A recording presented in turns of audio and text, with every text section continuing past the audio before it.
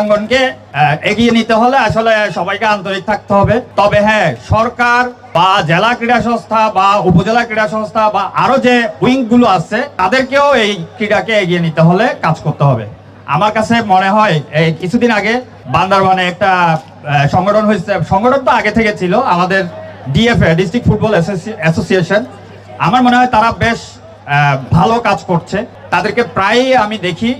এইভাবে কিন্তু সবগুলো সংগঠনকে কি খেলাধুলা এগিয়ে নিতে হলে কাজ করতে হবে। যেভাবে ক্রীড়া সমর্থকরা ছুটে এসেছেন দূর দূরান্ত থেকে, বান্দরবানের আনাচে কানাচে থেকে, এবং বান্দরবানের বিভিন্ন খেলোয়াড় যারা রয়েছেন, তরুণ উদীয়মান খেলোয়াড়, সকলকে অভিনন্দন জানাই।